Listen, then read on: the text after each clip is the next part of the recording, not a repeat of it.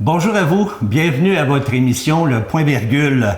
Je voudrais commencer l'émission en remerciant M. Gilles Comeau de m'avoir cédé sa place cette semaine pour une émission spéciale, je puisse dire. J'avais le goût de vous parler d'un sujet dont tout le monde veut avoir. Oui, parce que vous vous souvenez dernièrement avec la pandémie, il y a 3 ans, une pandémie qui nous a apporté beaucoup de négativité. Plusieurs personnes ont tombé dépressifs, problèmes psychologiques, des guerres un peu partout, le coût de la vie qui a augmenté, les prix des loyers qui sont rendus exorbitants, la nourriture qui ne cesse de grimper. Tout ça, c'est du négatif. Et nous, on est là, on se demande, est-ce que le bonheur existe parmi ces choses négatives-là? Si oui, il est où le bonheur? Il est où? C'est ce qu'on va parler aujourd'hui. On va essayer de vous démontrer que le bonheur existe quand même, malgré toute cette négativité-là. Et comment on fait pour arriver à notre bonheur? Moi, j'ai le plaisir d'avoir aujourd'hui en entrevue Madame Pascale Piquet, qui est coach de vie, coach de confiance. Elle est également spécialiste du bonheur.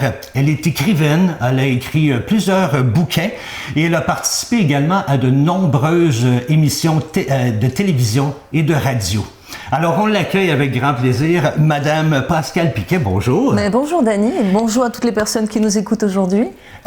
Est-ce qu'on peut se tutoyer? Ce sera avec plaisir. Alors voilà. Je suis tout terrain. Dis-moi, Pascale, est-ce que le bonheur existe? Oui, il est là. Il est là. Il est là. Il peut être là, sans excès. Bien sûr qu'il existe. Eh bien, comment on le retrouve, ce bonheur-là? Alors pour commencer, si tu me le permets, Dany, j'aimerais soulager les personnes qui regardent l'émission, parce que souvent, si vous vivez des difficultés, la première chose que vous pensez, c'est « Qu'est-ce que j'ai fait au bon Dieu pour mériter ça ?» Eh bien, vous n'avez rien fait. Ça n'a rien à voir avec vos actes, à moins que vous soyez un délinquant et que vous soyez allé en prison, on va exclure ceci. Mais si vous êtes une bonne personne, si vraiment vous respectez des belles valeurs et que toutes sortes de malheurs vous tombent sur le coin du nez, eh bien, ça n'a rien à voir avec ce que vous avez fait. C'est simplement relatif à des mauvaises programmations.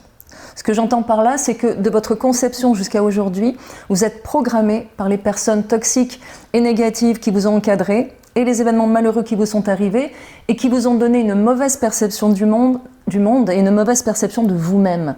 Donc c'est relatif à ça. Et ça se déprogramme, c'est la bonne nouvelle, Dany. C'est-à-dire que ce que le cerveau a engrammé dans le passé, dans notre enfance, qu'on ne peut pas tout avoir dans la vie, que aimer c'est souffrir, toutes ces choses-là, eh bien on peut les déprogrammer. Et c'est là que mon métier entre en ligne de compte. Alors, comment est-ce qu'on fait ça, se déprogrammer de toute cette négativité-là? Alors d'abord, il faut comprendre que ça repose sur la confiance et l'estime.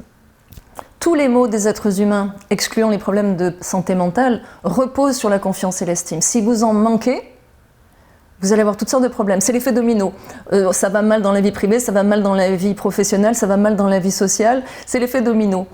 En revanche, si vous développez l'un et l'autre, eh bien, vous remontez tous les dominos, c'est-à-dire que vous avez votre capacité à être adulte dans les sphères sociales, professionnelles et privées. Parce que dans certaines sphères, on redevient un enfant dévasté. Donc le bonheur, il est d'être adulte pour commencer, pour être capable de faire face aux situations. Ensuite, une fois qu'on a une confiance et une estime, c'est d'organiser son environnement. Parce que le bonheur repose sur l'environnement, ce que l'on néglige. Vous voulez être un petit peu plus précise? Avec plaisir, vous pensez bien. Donc imaginez 4 pneus, comme les pneus d'une voiture. Le job, le domicile, l'entourage et le dernier étant la confiance. Les 3 autres pneus, c'est l'effet des vases communicants. Les 3 autres pneus vont venir remplir le 4e qui est la confiance. Le bon job, est-ce qu'on a un job qui nous plaît? On a 40 heures à passer normalement dans cette perspective-là. Donc, est-ce qu'on a un job qui nous plaît ou que l'on fait facilement? Ou alors qu'on déteste? Est-ce qu'on a un entourage? Un conjoint ou pas? On n'est pas obligé d'avoir un conjoint ou une conjointe pour être heureux. On peut être heureux célibataire. Mais est-ce qu'on a une vie sociale? Est-ce qu'on est capable de tisser des liens sociaux sérieux et solides avec d'autres personnes ou avec la famille? Donc, un entourage. Le troisième, eh bien, c'est le domicile. Très important, le domicile. On néglige beaucoup. Si vous vivez dans un taudis, c'est beaucoup plus compliqué que si vous vivez dans un petit cocon bien cosy. Même si c'est un petit chez-soi, il vaut mieux un petit chez-soi qu'un grand chez les autres. Donc, un domicile où vous êtes bien, un domicile fonctionnel, où vous vous sentez bien. Les trois, le job, le domicile, l'entourage, vont impacter la confiance. C'est-à-dire que ça va produire de la confiance si vous avez les trois qui sont équilibrés. Est-ce que c'est le mot juste qui vient jouer dans notre bonheur? C'est la confiance? Oui. C'est la confiance qui fait en sorte qu'on est plus heureux? C'est ça que vous me dites? Oui, parce qu'avec une belle confiance en vous, vous faites face à tous les problèmes et vous organisez votre environnement. Et une fois que votre environnement est organisé, vous pouvez vous épanouir. Donc, soit vous développez votre confiance, vous allez voir un coach par exemple, et puis vous avez la capacité en développant votre confiance d'organiser votre environnement. Mais parfois, j'ai des clients qui ont un environnement parfaitement bien organisé, mais qui souffrent. Et là, ça vient plus entre les deux oreilles, ça vient de blessures du passé. Okay. Donc aussi, ces gens-là se tapent sur la tête en disant « Mais enfin, je ne comprends pas, j'ai absolument tout pour être heureux, et je n'y arrive pas ». Et bien sûr, les autres leur disent « Mais tu as tout pour être heureux, mais pourquoi tu ne vas pas bien? Pourquoi es-tu en dépression? Ça n'a pas de sens. » Mais c'est parce que ce sont des casseroles du passé qu'on traîne dans notre vie d'aujourd'hui. Imaginez une brouette. De votre conception jusqu'à aujourd'hui, vous poussez une brouette. Et les gens, une berouette à bras, comme on dit en québécois, et les gens toxiques et négatifs remplissent la brouette de choses très lourdes et vous continuez à avancer. Les événements dramatiques aussi remplissent la brouette et vous continuez à avancer. Et à un moment donné, vous tombez à genoux, elle est trop lourde. Vous allez vous extraire de la vie professionnelle, par exemple. Vous allez être médicamenté, vous allez vous reposer, vous allez revenir avec votre brouette, elle est toujours chargée, et vous repartez avec. Donc, il faut faire du ménage à un moment donné. Il faut faire du ménage, exactement. Mais qu'est-ce qui arrive? On parlait des trois aspects là, qui nous donnent confiance. Mais qu'est-ce qui arrive souvent, exemple, au travail? On peut pas, mettons que ça va pas bien au travail. On peut pas dire du jour au lendemain, ben moi, je quitte mon travail puis je m'en vais ailleurs. Surtout quand j'ai des responsabilités et que j'ai peut-être une épouse avec des enfants, une maison. Je suis dans un cercle que je suis poigné puis que je peux pas m'en sortir. Alors, on peut pas quitter comme on veut. Qu'est-ce qu'on fait à ce moment-là? Non, bien évidemment, on peut pas prendre de décision sur un coup de tête. Alors, il y a plusieurs solutions. Soit, la meilleure solution, c'est de chercher un autre emploi, si c'est possible. C'est pas toujours possible, surtout dans les régions un petit peu reculées par rapport aux grandes villes, on a plus de difficultés à trouver du travail. Donc, premièrement, c'est d'essayer de trouver un autre emploi. Si c'est vraiment impossible, eh bien, c'est de voir comment on peut faire face à la situation. Par exemple, si on a un manager ou un patron qui est dominateur et qui est épouvantable, eh bien, on peut, en développant la confiance, vous allez voir qu'on va parler de confiance tout le temps, hein, c'est là-dessus que repose l'essentiel de notre vie. Donc, en développant la confiance, eh bien, on peut voir la situation d'une autre façon et ne plus se laisser marcher sur les pieds. Alors évidemment, quand c'est un patron, si on lui répond, on risque d'être viré, mais il y a aussi une façon d'absorber les coups. Et puis, je comprends aussi que quand on ne peut rien modifier, ni en changeant de travail, ni par rapport au patron, si vous ne pouvez pas changer la situation, il y a une autre solution, c'est de changer votre perception de la situation. Cela dit, il faut être honnête aussi, quand vous êtes dans une situation épouvantable, dans une profession ou un environnement professionnel qui vous ronge, qui vous use, qui vous pousse en burn-out, mais la solution est probablement... il faut trouver autre chose. Mais en se rappelant que souvent, ce qui va maintenir quelqu'un dans une situation aussi horrible, c'est l'argent. C'est parce que le salaire est bon. Mais est-ce que ça vaut le coup d'abîmer votre santé et de l'hypothéquer pour le montant que vous allez gagner, alors que si vous gagnez moins, en ayant plus de plaisir dans ce que vous faites, dans un job plus confortable, est-ce que ça ne vaudrait pas le coup? Je peux vous dire oui, parce que je l'ai expérimenté. Voilà. Je l'ai expérimenté, puis j'ai fait un travail qui était beaucoup moins payant, puis j'étais beaucoup plus heureux aussi, là. C'est ça. Mais est-ce qu'on peut dire aussi, si jamais on ne peut pas changer du côté travail pour être heureux, puis rencontrer ce bonheur-là, si on peut dire, là, est-ce qu'on peut offrir comme solution de dire, on va aller chercher notre bonheur ailleurs pour essayer d'équilibrer tout ça? Si jamais je suis pas heureux au travail, au moins je vais être heureux le soir en faisant autre chose ou une autre activité qui me rend heureux ou quelque chose comme ça pour essayer d'équilibrer? Mais ça s'appelle trouver du confort dans l'inconfort. Ça peut être une stratégie. Chacun fera comme il veut. Moi, alors, je ne suis pas du tout ni la directrice de conscience des gens, ni la directrice d'école, ni la police. Chacun fera ce qu'il veut. Mais on peut effectivement, si on a une vie équilibrée au niveau familial, ça peut aider à endurer une vie professionnelle plus compliquée. Mais c'est pas une raison pour s'agripper à un conjoint, une conjointe toxique parce qu'on n'est pas heureux dans le job. C'est sûr que si vous avez un job qui n'est pas vraiment extraordinaire ou sexy ou qui agrémente vos 40 heures, on peut aussi avoir des loisirs à côté et faire de ce job, bon bah d'accord, c'est un job alimentaire, je le fais facilement, j'ai des camarades, des collègues qui sont pas très drôles, bien je vais essayer de louvoyer en eau trouble, et puis à côté de ça, j'ai une vie épanouie avec ma famille, mes amis, j'ai des loisirs, j'ai des passions. Ça peut être ça aussi, ça peut être ça aussi. Mais c'est quoi le bonheur, exactement? Il se retrouve où, ce fameux bonheur-là? C'est beau la confiance en soi, mais il est où le bonheur? C'est ça que je cherche, moi. Je vous ai amené mon assistant. OK. Voilà. Le bonheur, il est là. Quand vous avez la bulle au milieu, parfait. Qu'est-ce que c'est le bonheur quand on a la bulle au milieu? Eh bien, c'est d'avoir la sérénité à l'intérieur. Le bonheur, c'est l'inverse de l'anxiété, de l'inconfort. C'est-à-dire que quand on se sent bien, c'est la sérénité, c'est l'équilibre, c'est la joie de vivre. Ça correspond à tous ces concepts. C'est être bien dans sa peau, c'est être absolument avec la bulle au milieu sur le niveau, comme ça. Mais avec les tourments de la vie, boum, on perd ce bonheur. Il faut apprendre à le ramener tout le temps. C'est-à-dire faire en sorte d'éviter ce qui va provoquer de l'inconfort et de l'anxiété. Et c'est mon métier que d'enseigner à mes clients comment faire, parce qu'il y a 3 catégories de personnes. Il y a ceux qui pensent qu'on est sur Terre pour souffrir, et ils souffrent, et ils pensent que le bonheur, ce sont des petits moments qu'on grappille à droite et à gauche. Ben oui, pourquoi pas? Pourquoi pas? Ça peut aider, ça. Ça peut aider. Il y a la deuxième catégorie, alors eux, ils ont vécu heureux jusque-là, mais ils n'ont aucune idée de comment ils ont fait. Et ils n'ont qu'une peur, c'est de le perdre. Et d'ailleurs, des gens vont leur dire « ça durera pas ». Vous savez, les gens malins, ça durera pas. Tu vas voir, ça durera pas. Mais souvent, ce sont des gens jaloux qui disent évidemment, mais évidemment. Mais on a peur de le perdre et la peur n'évite pas le danger, elle le provoque. Et si on le perd, on ne sait plus le ramener. Et la troisième catégorie, dont je fais partie et mes clients aussi, et surtout d'autres personnes, j'espère, eh bien, vous savez construire votre bonheur et surtout, vous savez le maintenir. Parce qu'il y a des consignes de sécurité pour maintenir le bonheur. D'abord, pour le construire, comme une maison. Vous faites le solage, vous construisez les murs, vous faites les pièces, il y a le toit, c'est la même chose pour construire le bonheur. Il faut être guidé quand on ne l'a pas trouvé soi-même et chacun trouvera le sien. Moi je ne dis pas il faut faire comme ci ou comme ça. Vous voulez construire une maison, eh bien on va faire les plans ensemble et puis vous allez construire la maison comme vous le souhaitez. Mais je vais vous aider à construire votre maison, vous guider pour la construire et surtout pour l'entretenir. Donc, on peut trouver des plans ou des instructions pour obtenir ce fameux bonheur-là. Oui, bien sûr. Il y a des règles, comme je le disais, des consignes de sécurité, qui reposent évidemment sur la confiance et l'estime, mais aussi sur des principes de base. Si je vous offre une barquette de fraises, mon cher Danny, et que dans cette barquette, il y a une fraise qui est pourrie, qu'est-ce que vous faites? Bien, habituellement, je la jette. Pourquoi? Parce que, premièrement, elle va pourrir les autres, en temps ordinaire. Premièrement, elle n'est pas comestible. Deuxièmement, elle va impacter les autres. Voilà.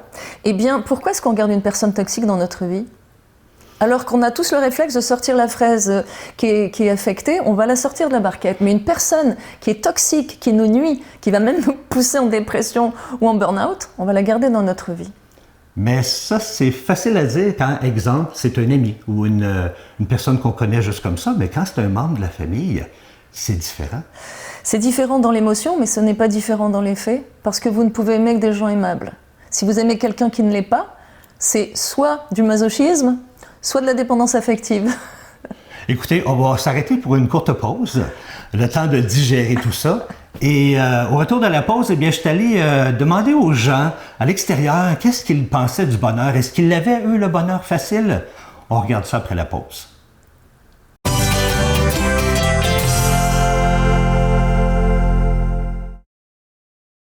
Bonjour. Bonjour. Est-ce que le bonheur existe pour vous, monsieur? Oui, ça existe. Pour moi, le bonheur, dans le fond, c'est la famille, c'est qu'est-ce qu'on partage entre les humains. Là. Oui. Fait que moi, c'est ça le bonheur. C'est sûr qu'il y a d'autres choses qui viennent en compte, peut-être l'argent, ta situation de vie, toutes ces choses-là. Mais pour moi, le vrai bonheur, c'est vraiment ce que tu partages avec les gens. Fait que pour moi, la famille, tout là, c'est là que ça se passe. Les temps des fêtes, souvent, justement, le fait de se regrouper en famille, ben moi, c'est là que je pense que je partage le plus de bonheur là, dans ma ma vie. Là. Merci infiniment et bonne journée. Pareillement, merci. Bonjour, madame. Bonjour. On fait une émission de télévision sur le bonheur. Oui. On se demande, pour vous, est-ce que le bonheur existe? Oui, il existe. Oui, de quelle façon, madame? Actuellement, je suis au Québec pour voir ma fille et mes petites filles. Donc le bonheur, il est là actuellement. Ah oui, je comprends que ça va durer longtemps aussi. Parce que j'habite en France et là, il me reste une semaine de vacances. Ah là là, qu'est-ce que vous avez visité dans les coins, tout ça? Les grandes surfaces, là, je viens de faire un petit achat de Noël en cachette de ma petite fille. Pour, ça met un bonheur, ça! C'est pour ça que je suis sortie avant, parce qu'elles ne vont pas tarder. Et voilà, c'est mes seules petites filles. J'ai 3 enfants, 2 en France et une, ça fait plus de 10 ans qu'elle est au Québec. Ah, ça fait plein de bouts. Voilà, donc le bonheur, là, en ce moment, il est en plein. Ah, merci infiniment. Bonne journée, madame. Merci, à vous séjour aussi. Parmi nous. Merci. Au revoir. Ah, excusez-moi, monsieur. Oui. On fait une émission sur le bonheur. Oui. Et j'aimerais savoir, est-ce que c'est quelque chose qui existe pour vous? Je vous dirais présentement qu'à magasiner et à voir les prix là, qui sont si exorbitants, là, ça fait pas vraiment mon bonheur. Mais très honnêtement, le bonheur, oui, je pense qu'il existe. Oui, et de quelle façon? Moi, je vous dirais que le bonheur se retrouve plus dans les petites choses du quotidien, les petites choses de la vie, comme par exemple, à mon âge, là, juste le fait de me réveiller et de respirer. Pour moi, c'est un grand bonheur. Et oui, je vous comprends. Mais il y a aussi le fait, je sais pas moi, être entre amis, un bon souper entre les amis, écouter un film ou même marcher dans la forêt. Pour moi, c'est un grand bonheur. Ah, c'est bien. Merci infiniment d'avoir pris le temps, monsieur. Merci et beaucoup. bonne journée. Merci. Bon petit bonheur. Alors, l'interviewé est à son tour d'interviewer l'intervieweuse. Ma chère Amy, pour toi, le bonheur, est-ce que ça existe? Oui, ça existe, le bonheur. Et si ça existe, tu le retrouves dans quoi, ton bonheur? Moi, je trouve que c'est tous des petits moments passés avec mes amis, la famille, ou prendre du temps pour moi, ce qu'on fait pas toujours. Un bon bain relaxé avec un verre, quelque chose comme ça, de la musique. Aussi chanter, acter. C'est ça. C'est des moments pour moi, le bonheur. C'est pas continu. OK, puis c'est pas genre, pour être heureuse, là, on n'a pas besoin d'1 million, puis la grosse maison, puis le gros char. Non. Je pense que ça commence ici, le bonheur, entre les 2 oreilles, là, tout à fait. Au départ, si on choisit d'être heureux, je pense qu'on a plus de chance. Fait que donc, le bonheur se retrouve dans les petites choses de la vie. Exactement. Merci beaucoup. De rien.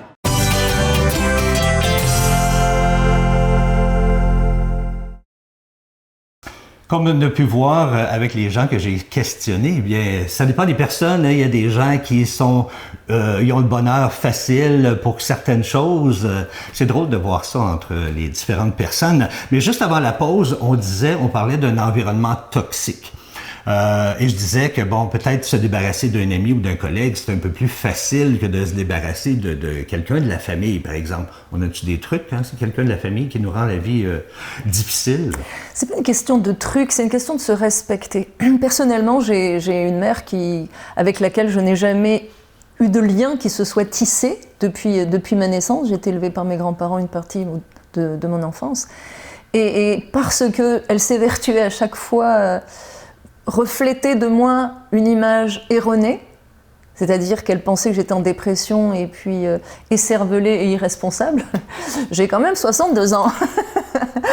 Eh bien, il y a très longtemps, j'avais 45 ans à l'époque, j'ai dû me défaire de cette relation qui était inutile, parce que les gens sont un miroir. Les yeux des autres sont un miroir. Si vous vous voyez déformé ou moche dans les yeux de quelqu'un d'autre, eh bien vous finissez par l'acheter. Si vous voyez laid dans les yeux de votre conjoint, de votre conjointe ou de vos parents qui vous ont toujours assassiné verbalement, vous finissez par l'acheter. Et moi, mon métier, c'est de reformer l'image de mes clients qui a été déformée dans leur enfance par des parents toxiques et ou par de la famille ou des instituteurs ou peu importe, après des camarades de classe, des patrons, des conjoints. L'image a été déformée. Donc c'est très important de s'éloigner des miroirs déformants parce qu'on finit par croire qu'on est déformé. C'est la raison pour laquelle les fraises pourries, il vaut mieux les enlever. Mais je vais vous faire une leçon de mathématiques. Moi, mon cher Dany, je suis nulle en mathématiques. Mais ça, j'ai compris. 1 + 1 = 2. C'est ce qu'ils nous ont dit. Je l'ai cru, parce que ça se vérifie. Parce qu'une personne heureuse plus une personne heureuse égale une amitié ou un couple ou une relation professionnelle heureuse. 1 - 1 = 0. Vous pouvez faire comme vous voulez. Vous pouvez prendre le plus beau +1 de la planète et l'associer au plus petit -1 ça fait 0. Donc une personne heureuse moins une personne malheureuse, les deux vont couler. Fait que donc, là, vous soulevez un bon point dans le sens que moi, ça m'amène à dire que, je sais pas pourquoi j'ai passé à ça de deux coups, là, mais quand on pense négatif, on attire le négatif. Oui. Quand on pense positif, oui. on attire le positif. Oui. C'est comme le 1 plus le 1, là, finalement. Exactement. Là. Fait que donc, pour être heureux à quelque part, pour connaître un peu le bonheur, changeons notre façon de penser. Arrêtons de penser négatif, disant « Ah, moi, je suis pas bon », puis on revient à la confiance en soi. « Ah, je suis pas bon » ou « Je mérite pas ça » ou... C'est de se mettre les idées positives dans la tête, puis à force de penser positif, les choses positives vont nous arriver, non? C'est une façon un petit peu simpliste, mais ça, c'est bon pour les gens qui ont manque de confiance et d'estime sur une échelle de 1 plus de 10, entre 1 et 4. Ils vont réussir à switcher. Et là, vous venez de parler de la cassette des parents. Hein. Tu n'es qu'un bon à rien, tu n'arriveras à rien dans la vie. Bref, c'est difficile de se débarrasser de ça. J'en passe des meilleurs. Ben oui, justement, c'est ce dont il faut se débarrasser absolument. Mais ça se fait pas d'un claquement de doigts. C'est pas parce que d'un seul coup je décide que je suis heureux que je vais attirer le positif. Hein, parce qu'on traîne des casseroles du passé. Les casseroles, ce sont les 5 blessures que Lise Bourbeau a mises à jour, qui sont les blessures de l'enfance, qui sont le rejet, l'abandon, l'injustice, la trahison et l'humiliation. Donc quand vous traînez ça depuis votre enfance jusqu'à aujourd'hui, il faut déjà les réparer. Ça se répare. Si on est déterminé. Puis avec beaucoup de travail. Il n'y a pas d'abracadabra. Hein. Il faut être déterminé, se retrousser les manches. Le malheur, vous ne le méritez pas. Il vous tombe dessus comme une guigne, comme on dit en France. Mais le bonheur, ça se mérite. Parce que quand vous êtes parti du mauvais pied à cause des parents ou à cause d'autre chose, eh bien, vous pouvez vous retrousser les manches, mais cette fois-ci pour construire votre bonheur. Fait que donc, il faut travailler pour l'avoir, le bonheur. Le bonheur ne vient pas comme l'Auto-Québec, là. Hein? Il faut cicatriser. Il faut cicatriser les blessures du passé. Et ensuite, quand on est entre 1 et 4 sur l'échelle de la dépendance affective, qui est le manque de confiance et d'estime, on va se remettre d'aplomb. À la lecture de mes livres, par exemple, ou en allant voir des conférences, ou hop, on va switcher parce qu'on va se dire, hop, ça, je le faisais pas comme il fallait, je switch. J'ai compris comment il fallait le faire. Mais quand vous êtes à 5 et plus sur l'échelle de Richter, dont je parle, eh bien là, on est dans les violences. Donc ça devient beaucoup plus compliqué. On a beaucoup souffert dans l'enfance et il va falloir réparer. Il faut colmater, réparer, cicatriser. C'est un long processus. Pas vraiment. Non? Non, pas du tout. En collaboration avec le cerveau, pas du tout. On travaille avec l'amygdale et l'hippocampe, qui sont les 2 parties du cerveau. C'est fascinant. Ça va beaucoup plus vite qu'on ne le pense. Okay. Mais en même temps, une fois qu'on a réglé ces blessures du passé, eh bien vous avez raison. Si on rayonne, on attire un soleil. Si on pleut, on attire la pluie, tout simplement. Mais je n'aime pas les petits raccourcis. On dit t'as qu'à penser positif, t'as qu'à apprivoiser la solitude, développe ta confiance et ton estime, fais grandir ton enfant intérieur. Oui, bien sûr. Ah bah, c'est facile à dire, mais on fait ça comment ? C'est pas évident. Mais moi, je peux vous dire, par contre, que penser positive, ça fonctionne. Oui, quand la base est solide. Ouais. Mais vous me demandiez comment on fait ça, ben on va voir un coach, parce que c'est mon métier. Okay. Mon métier est de reconstruire la confiance et l'estime des gens et de leur redonner les rênes de leur vie en main. Est-ce qu'on peut dire que le bonheur, exemple, moi, mon bonheur, ça serait d'être en amour? Puis là, je cours après l'amour là, parce que je veux absolument être en amour, puis c'est ça mon bonheur, sinon je ne serais pas heureux. Est-ce que c'est ça le bonheur? Est-ce que c'est, exemple, mon voisin, lui, qui court après l'argent, puis il court après l'argent, puis lui est heureux quand il a de l'argent? C'est ça le bonheur, à quelque part? Donnez-moi vos doigts. OK, j'ai pas entendu comme faut, hein? Non, mais vous soulevez un bon point, non, ce n'est pas ça le bonheur. Parce que, en fait, quand on est heureux, on attire l'abondance. Si vous courez après l'amour, vous êtes dépendant. Parce que l'amour, ça ne se chasse pas, ça s'attire. Et si vous courez après l'argent, vous êtes corrompu. Ah, expliquez-moi ça. Parce que l'argent est important de nos jours. On n'a pas le choix d'avoir de l'argent pour payer nos loyers, notre nourriture. Puis... Définitivement. Néanmoins, en ce bas monde, il y a 2 catégories de gens. Il y a ceux pour lesquels c'est l'humain avant le gain, et il y a ceux pour lesquels c'est le gain avant l'humain. Ce qui veut dire que l'argent passe par-dessus tout et compte avant tout. Et d'ailleurs, quand on dit vendre son âme au diable, on se vend soi-même. Ouais. Qui est le diable? L'argent. C'est vrai. L'argent, on va prostituer ses valeurs. Moi, je l'ai fait, mais en dépendance affective. J'ai prostitué mon corps, mes valeurs, mon argent, parce que courant après des hommes qui m'humiliaient, enfin, violence conjugale. Ah, j'ai eu une vie assez trépidante que je raconte dans le syndrome de Tarzan. Mais j'ai prostitué mes valeurs, mais pas pour de l'argent. Okay. Pour de la reconnaissance. Mais l'argent, va corrompre les gens. Quand votre valeur principale est l'argent, vous allez être corrompu. Et vous allez vendre votre âme au diable, c'est-à-dire que vous allez piétiner tout ce qui faisait vos fondements, vous allez le piétiner. Ben, on le voit bien aujourd'hui avec les guerres clair. qui se passent en ce moment. C'est toujours avoir le contrôle, l'argent. L'argent. En revanche, si vous êtes heureux, vous attirez l'abondance. Parce que l'abondance, c'est un avantage collatéral du bonheur d'être soi. Donc quand vous faites ce que vous aimez, automatiquement vous attirez l'abondance. Qu'est-ce que c'est l'abondance? C'est pas 50 millions de dollars. J'en veux pas moi des 50 millions de dollars. C'est avoir une vie dans laquelle vous êtes en permanence avec la bulle au milieu, c'est-à-dire en toute sérénité à l'intérieur le plus longtemps et le plus souvent possible dans une journée. C'est-à-dire que vous avez éliminé de votre vie l'anxiété. Parce que l'anxiété, c'est un message de votre subconscient pour vous dire que vous n'êtes pas à la bonne place. C'est le détecteur de fumée qui signale qu'il y a de la fumée, donc il y a un incendie. C'est pas l'anxiété qu'il faut gérer et qu'il faut anesthésier. C'est la raison pour laquelle on fait de l'anxiété.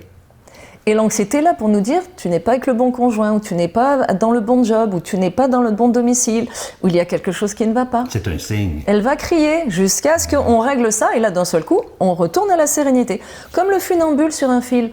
Le funambule, il a un balancier, hein. Donc le funambule va aller sur le fil, il y a des zones de turbulence bien sûr.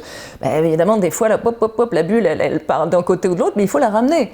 Parce qu'on s'entend que si le funambule perd le fil, il risque sa vie. Mais on a les moyens de se ramener.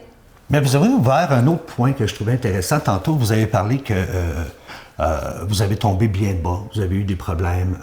Oui, c'est le moins qu'on puisse dire. Et je vous comprends parce que moi aussi, j'ai tombé très bas à un moment donné dans ma vie. On ne parlera pas de ça aujourd'hui, mais est-ce que c'est quand on tombe très très bas, qu'on touche le fond du baril, qu'on décide de s'en sortir et que c'est là qu'on trouve le bonheur? Est-ce qu'il faut absolument tomber dans le fond du baril pour trouver le bonheur? Non, Dieu merci, on peut faire de la prévention. Il y a des gens qui vont attendre d'avoir un inconfort et j'ai une catégorie de clients entre 20 et 30 ans où je suis fascinée parce qu'ils ont compris qu'il y a quelque chose qui clochait et sans aller s'écorcher comme mes clients qui ont 78 ans et plus, sans aller s'écorcher pendant toute une vie, ils comprennent qu'il faut faire quelque chose et ils prennent les mesures nécessaires. Tomber dans le fond du baril, eh bien c'est quand on est, ça a été mon cas, on a trop d'orgueil et on croit qu'on va s'en sortir seul. Donc moi je suis tombée 3 fois à genoux avec ma brouette et la 3e n'ayant pas réussi à me relever, là j'ai compris que j'avais un problème beaucoup plus grave que ce que je croyais et là j'ai touché le fond du baril complètement, mais complètement. Et je me suis relevée toute seule avec la seule conviction que je me disais ils n'auront pas ma peau. Je ne savais pas de qui je parlais mais je me suis relevée comme ça. J'ai fui le malheur mais j'ai pas compris qu'il y avait le bonheur. Je fuyais la souffrance, mais j'ai pas compris que mon objectif n'était pas le bonheur. Donc quand on touche le fond, il y a 2 solutions. Soit on y reste, c'est fini, soit on remonte. Parce que, en fait, quand vous êtes au bout du rouleau, vous avez 2 choix. Hein. Ou je m'en sors et je fais quelque chose, ou je m'en sors pas. Effectivement. Mais quand vous avez décidé de vous en sortir, je vous promets que vous allez aller beaucoup plus vite que qui que ce soit d'autre, parce que quand vous avez assez souffert, vous allez courir vers le bonheur. Je suis obligé de vous interrompre parce que l'émission tire à sa fin, mais c'est pas terminé parce qu'on va continuer cette émission-là la semaine prochaine. Puis on va donner des petits trucs aussi aux gens. Comment faire pour trouver le bonheur? Là, on en parle beaucoup, là, mais on va vous donner d'autres petits trucs la semaine prochaine. Alors, revenez-nous la semaine prochaine. On sera là. Oui, on sera là, certains, pour la suite, parce que nous, on continue à jaser. Alors, merci d'avoir été là, puis je vous souhaite une très bonne journée et je vous souhaite un petit bonheur cette semaine. Bye-bye.